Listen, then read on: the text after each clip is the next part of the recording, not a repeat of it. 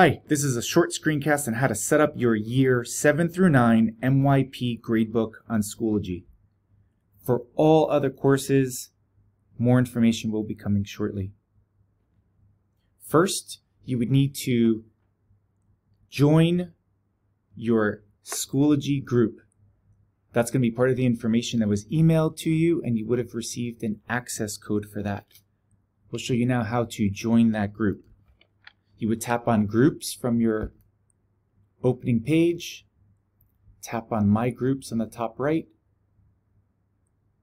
tap on the Join Group button, and here's where you will add the access code given in that email. We'll give you a moment to do that now.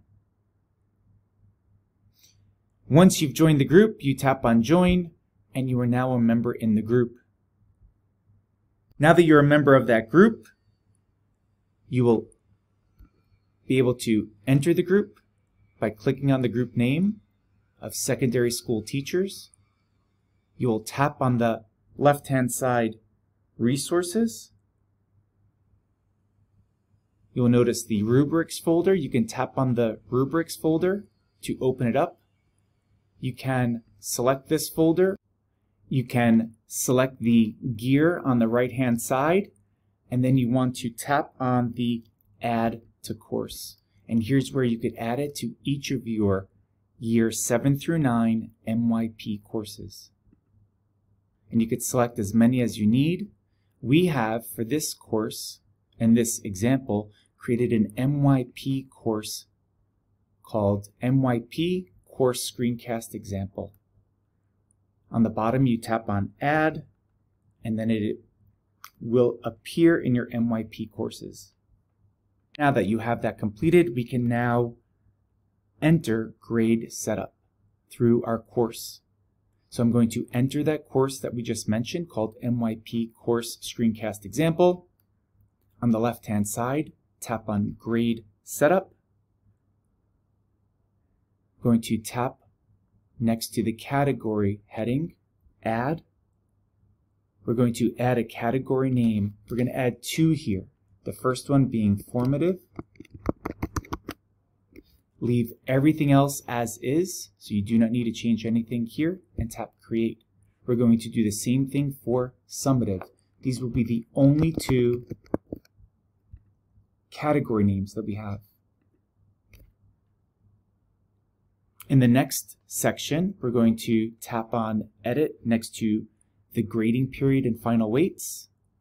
We want to ensure that Semester 1 and 2 are selected, so the entire year is selected by having that check there. It should already be done. We're going to now edit the weights by clicking on each number, deleting them, and entering in 0 for all three. So it should look exactly like that. The next category, we're going to now select within Gradebook scale the 1 through 8 IB criteria standards. Nothing else needs to be selected within that section. For control grading columns in Gradebook, you're going to mark off the second selection, hide grading category score columns. And for visibility settings, the first three items should be selected. Towards the bottom, you must click Save Changes, and then you'll see your changes have been saved. Next, we're going to move into the Mastery section on the left-hand side. You could tap on Mastery. This is going to appear blank at first, and that is normal. You're going to click the Gear button. You're going to select Mastery Settings, and now this slide will come all the way to the left-hand side, and you're going to do that for each of the two, and you'll notice that they're bringing all of these numbers down to 1. So it should look just like this, all the slides brought all the way to the left, and the number of 1% appearing here, and the number 1 appearing here. Next to Grade Overall Learning Objective By, you're going to select Average. And more will be explained on why it is average later. Under Mastery Scale, you're simply going to select the 1 through 8 IB criteria standards. And again, you must click Save Changes.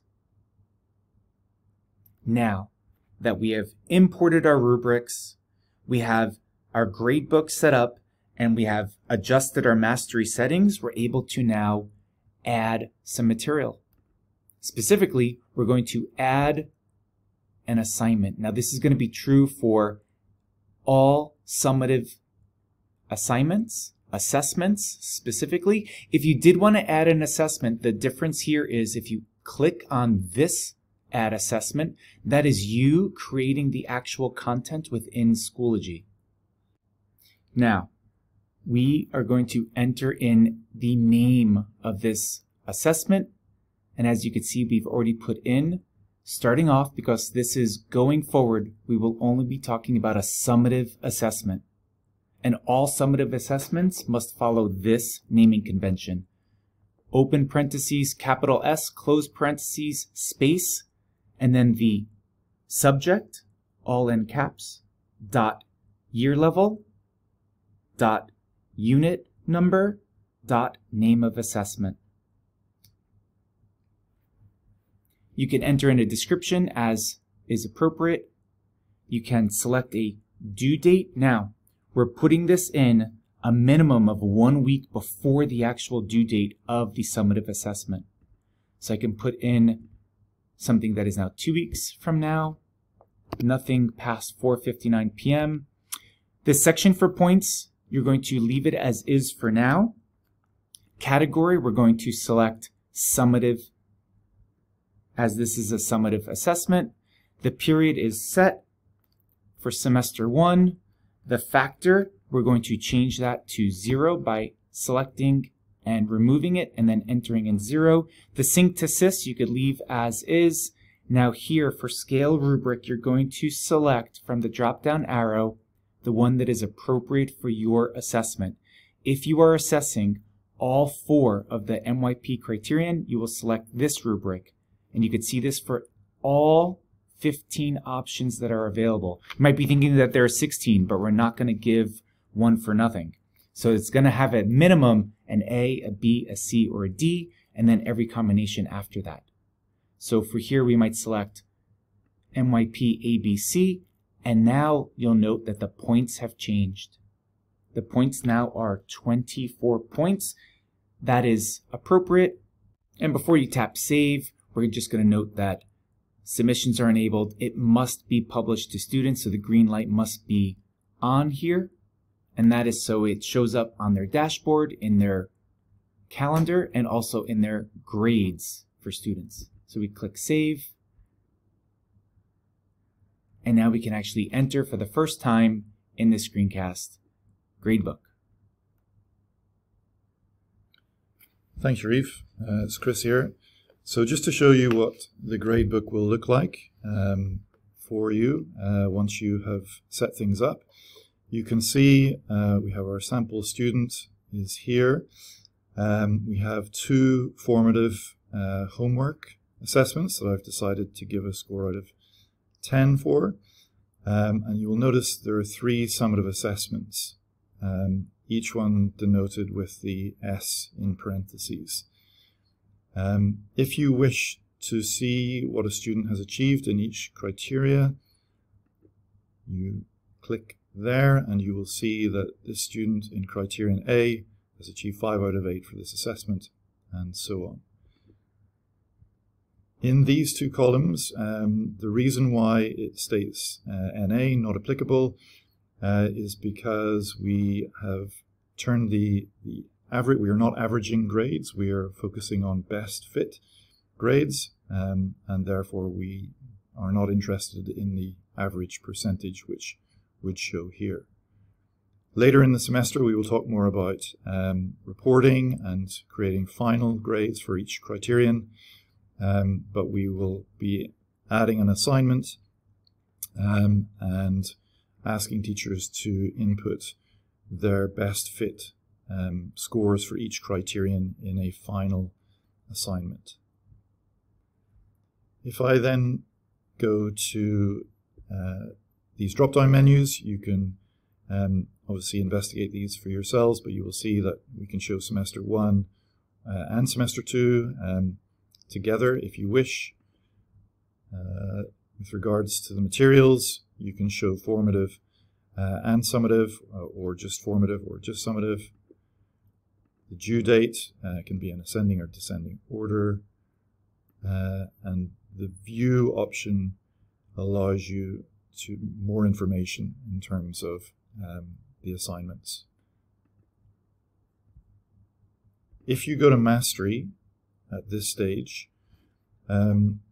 it's important to remember that Mastery is not visible to students or parents, only to teachers. Mastery is useful for us. If you click on Sample Students, you will see, for example, the bar graph in relation to the criterion scores for this student in English Year 7, Criterion B. The student has had 3 summative assessments for Criterion B, scoring 8 out of 8, 6 out of 8, and 7 out of 8. And you have the 4 criterion here. One thing that we are very aware of is that the grades that are shown here are an average of how the student has performed in these summative assessments. We do not average grades for students. We operate by a best fit practice, and so all teachers are asked to look at the progress of the student over the semester, look at the evidence for each criterion, and award a best fit grade for each criterion. So now that we have completed each of those steps for your Year 7 through 9 MYP course, you would do the exact same set of steps for each of your 7 through 9 MYP courses in Schoology. That is our short screencast on how to set up your Year 7 through 9 MYP gradebook on Schoology. Please reach out for any support. Thank you.